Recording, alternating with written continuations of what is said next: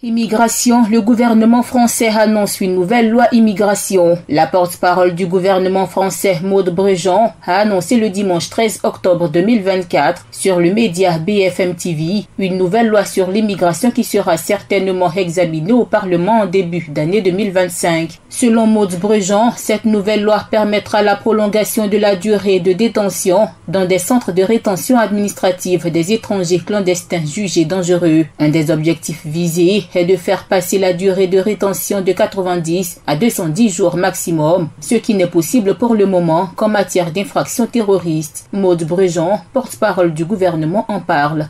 Il faudra une nouvelle loi immigration pour adapter un certain nombre de dispositions. Et je me permets de prendre quelques minutes pour les expliquer. À quelle échéance Bruno Retailleau a, par exemple, mis sur la table une proposition qui doit permettre de faciliter la prolongation de détention des étrangers en situation irrégulière qui présentent des profils dangereux dans les centres de rétention administratifs. Il propose que les profils les plus dangereux puissent être maintenus en détention, non pas au maximum 90 jours comme c'est le cas aujourd'hui, mais jusqu'à 210 jours.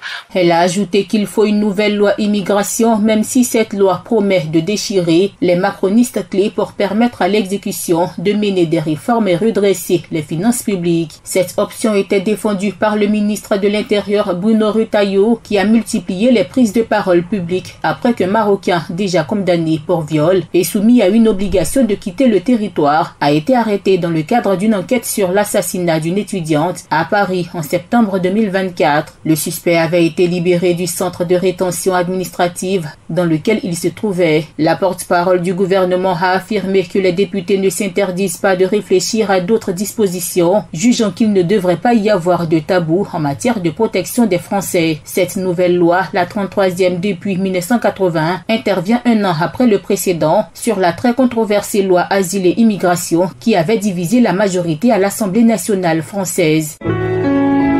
APRA, Agence Presse, Radio et Audio.